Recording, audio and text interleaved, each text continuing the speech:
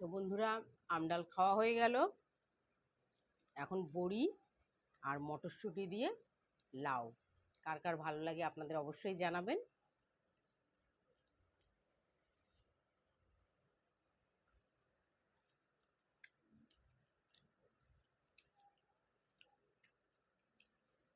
মনটা খুব খারাপ ছিল বন্ধুরা, নতুন ভিডিও দিতে পারিনি, কিন্তু শরীর না ঠিক থাকলে তো ভিডিও করব কিভাবে।